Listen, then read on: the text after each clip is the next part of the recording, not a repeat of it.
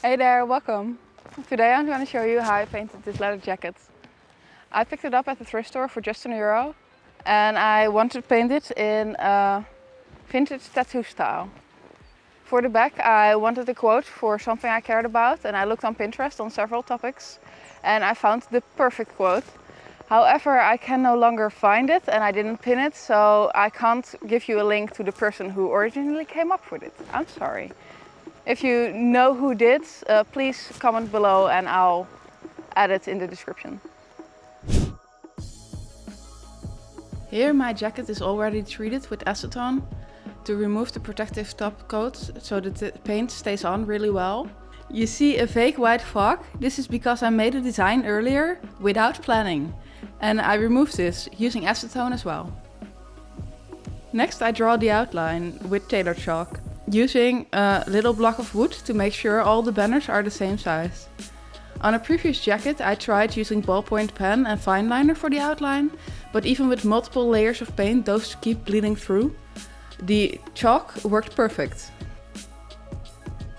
I traced the chalk outline with paint and put down a first layer of white as a base layer.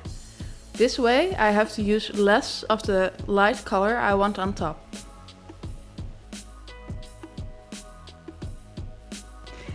Since the back of the ribbon is supposed to be darker, I did not give this a white base layer, but instead painted it with the color right away, which is a white with a few drops of brown and 1 drop of black.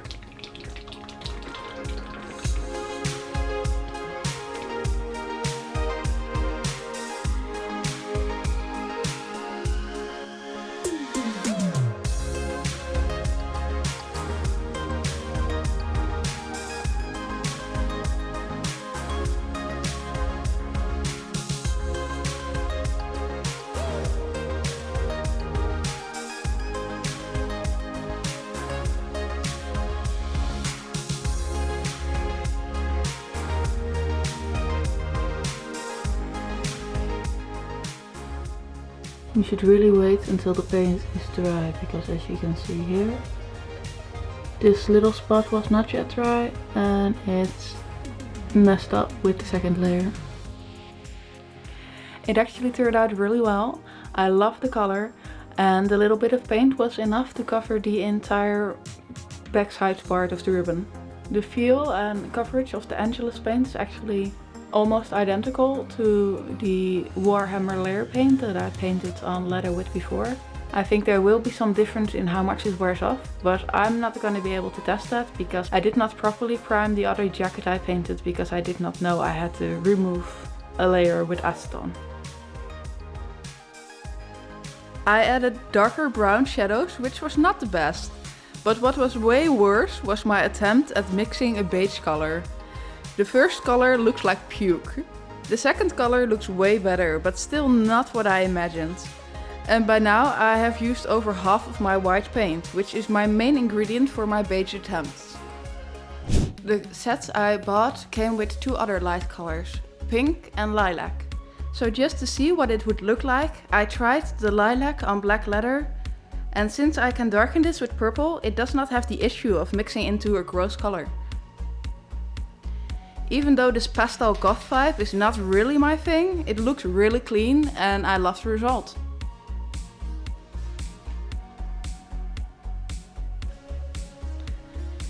Here I'm putting on a second layer of the mixed color.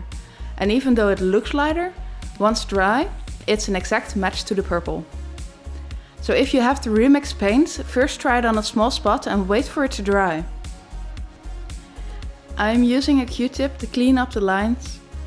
And yes, I do see the irony in using a plastic Q-tip on a statement piece against plastic waste. But it is what I had on hand.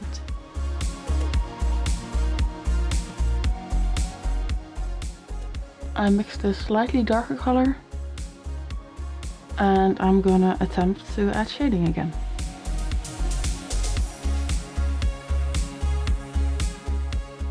Now that the banner is done, it's time for the lettering.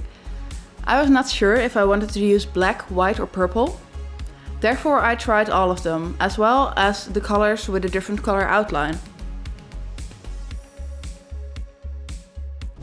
I really like the color purple. from the test, and I also really like the font. The only problem I'm gonna have with this is that the P in accepts and the G in nothing have a bit beneath their line. And I'm gonna line everything out in chalk, and hopefully I can find a solution for this.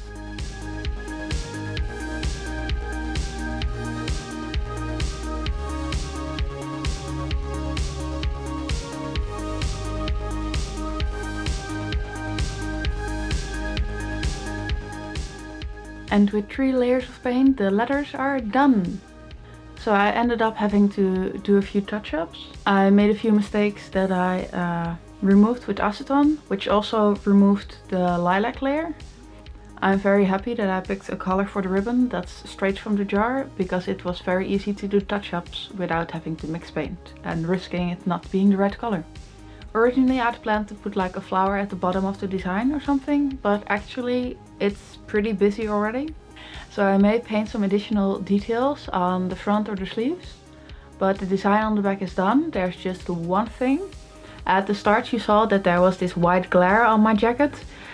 I tried to make my design as big as possible to cover most of it. There are a few places where the white fog still exists, and I'm gonna paint those black.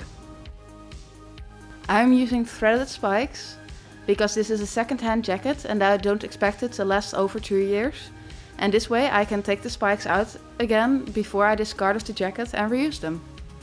So I tried 2 looks, and even though the spikes are very suitable to put this close together, I like the more scattered look way more, so I'm gonna go with this.